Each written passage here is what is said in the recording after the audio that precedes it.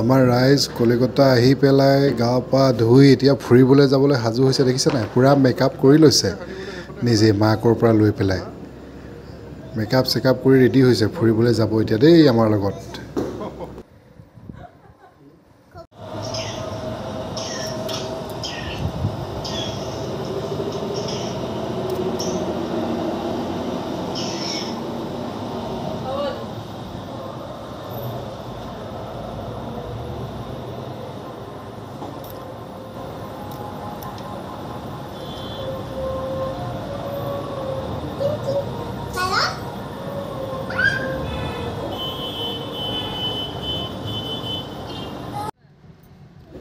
এই যে ৰাস্তাৰ মাজৰ ৰেলৰ চিৰিবোৰ দেখিছে এটা সময়ত কলিকতাৰ আন বান চান ট্ৰাম আছিলে ট্ৰাম এই যে ট্ৰেইনৰ নিচিনা বাছৰ চেহেৰাৰ কিন্তু ট্ৰেইনৰ দৰে চলে আজিকালি নচলে বুলি কৈছে ড্ৰাইভাৰজনে আমাক অকল ধৰমতলত চলে বুলি কৈছে আমি এতিয়া প্ৰথমতে ওলাই আহিছোঁ আজি যিহেতু ভূত চতুৰ্দশী ভাবিছোঁ আমি প্ৰথমতে কালীমা দৰ্শন কৰোঁ এখন তাৰ মাজতে দেখাইছোঁ কলিকতাৰ চিটি বাছ চাওকচোন চিটবোৰ পঠালি কলিকতাৰ চিটি বাছৰ পঠালি চিট আমি আহিছোঁ দক্ষিণেশ্বৰী কালী মন্দিৰ দৰ্শন কৰিবলৈ দক্ষিণেশ্বৰী কালী মন্দিৰ আছে কলিকতা চহৰৰ পৰা অকণমান আঁতৰত 6-7 কিলোমিটাৰমান হ'ব দক্ষিণেশ্বৰী কালী মন্দিৰ চাম বুলি আহিছোঁ প্ৰথমতে इसी में कुछ काउंसलर लोग हैं ना वो बढ़िया भी है अच्छा भी है वो पद पे है जरूर এয়া আমি এতিয়া দক্ষিণেশ্বৰ কালী মন্দিৰৰ ফালে সোমাম লেফ্ট সাইডে আৰু ৰাইট সাইডে যেটো গৈছে হেতু মানে কলিকতাৰ হাইৱে হেতু কলিকতা মুম্বাই দিল্লী হেফালে যাবলৈ এই ৰাস্তাটো সোঁহাতে আছে হেতু এতিয়া আমি আজি আমাৰ কলিকতাৰ প্ৰথমটো ডেষ্টিনেশ্যন দক্ষিণেশ্বৰী কালী মন্দিৰৰ ফালে আহিছোঁ এই মন্দিৰ ভাগতো আপুনি গাড়ীতে চেণ্ডেল জোতাটো থ'ব লাগিবই তাৰ উপৰিও আপুনি পাৰ্চ থৈ যাব লাগিব মোবাইল থৈ যাব লাগিব একো আপুনি নিব নোৱাৰে এই ভাগ মন্দিৰত এটা বহুত ডাঙৰ এৰিয়া লেফ্ট সাইডে আপুনি গাড়ী পাৰ্কিং কৰিব লাগিব এইখন এই যে ওপৰত যে গৈছে ওপৰেদি এখন ব্ৰিজ এখন আগতে মানে কি হ'ল মানুহ খোজকাঢ়ি অহা যোৱা কৰিছিলে ৰ'দত খোজকাঢ়ি অহা যোৱাৰ কাৰণে ৰ'দে বৰষুণে খোজকাঢ়ি অহা যোৱা কৰিবলগীয়া হোৱাৰ কাৰণে এই মন্দিৰটোৰ কাৰণে কলিকতা চৰকাৰে বা পশ্চিম বংগ চৰকাৰে এখন ডাঙৰ ফুটব্ৰিজ নিৰ্মাণ কৰি দিলে প্ৰায় 2 কিলোমিটাৰ ভক্তসকলৰ সুবিধাৰ কাৰণে নিশ্চয় এয়া পশ্চিম বংগ চৰকাৰৰ এক প্ৰশংসনীয় পদক্ষেপ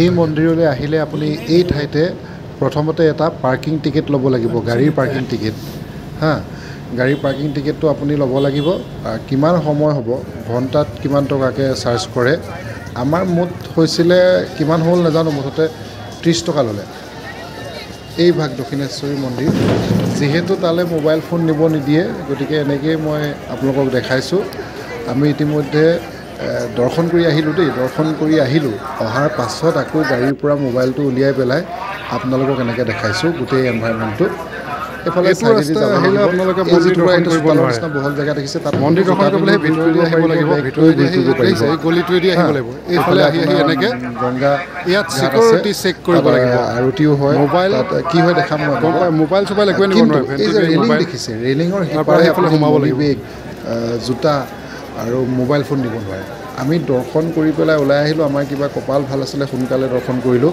আজি যিহেতু আমাৰ ভূত চতুৰ্দশী সাংঘাতিক এইটো চতী দিৱালী বুলি কয় হপায় সাংঘাতিক মানুহৰ ভিৰ মানে ইয়াত সাংঘাতিক ইয়াত এটা লাইব্ৰেৰী আছে সেইটো আপোনালোকক দেখাই দিছোঁ আমি ইয়ালৈ নাই সোমোৱা মন্দিৰৰ ভিতৰত যি ভাগ কালী মূৰ্তি আছে কালী প্ৰতিমা আছে সেই ভাগক আজি খুব ধুনীয়াকৈ আমি দেখিছোঁ মেকআপ কৰি আছে মানে ৰং সানিছে কালী পূজা যে ৰং সানিছে বুলি ক'লে ভুল হ'ব ৰং সানিছে আচলতে কিন্তু সেই মেকআপ কৰিছে একদম নতুন চিকাই আছে দেখিবলৈ ইমান ধুনীয়া লাগিছে নহয় হাজাৰ হাজাৰ মানুহৰ মাজত কি কৃপা কৰিলে নাজানো দেই দেৱীয়ে একদম পটককৈ মানুহে চিঞৰি দিলে আপোনালোক এফালে আহক বুলি আমাৰ লাইনটো পটাপট সিফালে গৈ এটা ছাইডৰ পৰা তেওঁক চাই আহিলোঁ তাৰমানে প্ৰায় 6-7খন দুৱাৰ আছে তেওঁক দৰ্শন কৰিবলৈ আমাৰ ঠিক মা কামাখ্যাৰ নিচিনা এয়া কিন্তু শক্তিপীঠ নহয় শক্তিপীঠ কলিকতাৰ কালীঘাট শক্তিপীঠ হয় এইভাগ শক্তিপীঠ নহয় আকৌ দেই দক্ষিণেশ্বৰী কালী মন্দিৰ, কিন্তু এইভাগ বহুত বিখ্যাত হৈ পৰিছে,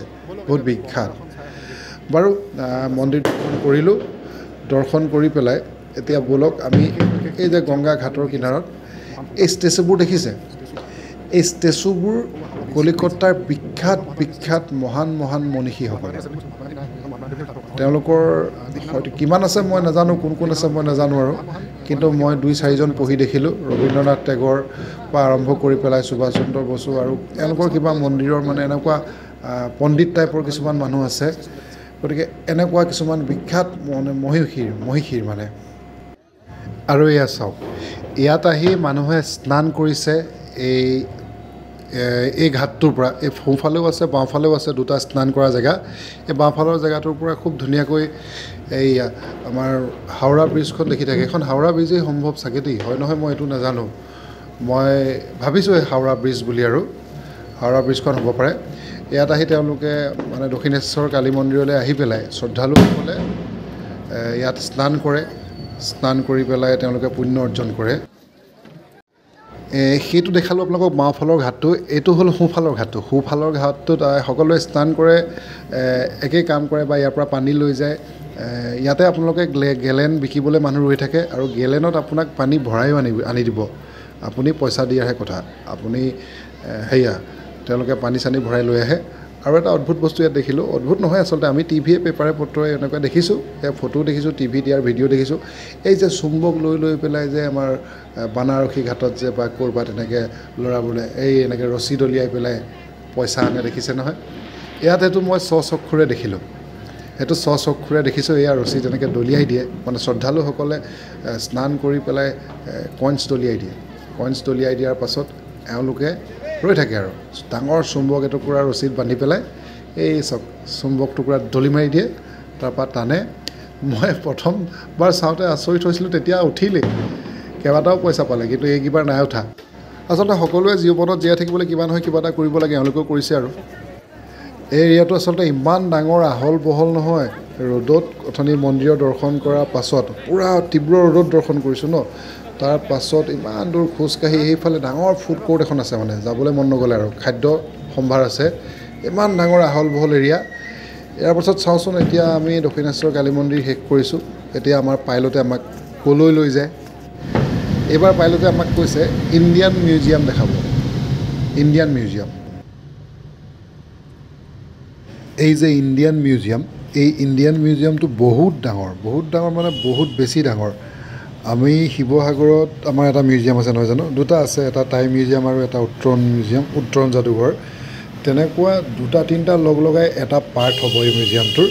গতিকে সম্পূৰ্ণ গোটেই মিউজিয়ামটো মই আপোনালোকক এটা ভিডিঅ'ত দেখাবলৈ চেষ্টা কৰিম, গতিকে ভিডিঅ'টো দীঘলীয়া হ'ব। এই ভিডিঅ'টো এইখিনিতে সামৰিছোঁ। ইয়াৰ পিছৰ ভিডিঅ'টোত আপোনালোকক মিউজিয়ামটো দেখাম দেই, মিউজিয়ামটো দেখাম। গতিকে সকলোৱে ভিডিঅ'বোৰ চাই থাকিব বুলি আশা কৰিছোঁ। আজিলৈ আহিছোঁ, ধন্যবাদ। জয় অসম, হৰ হৰ মহাদেৱ।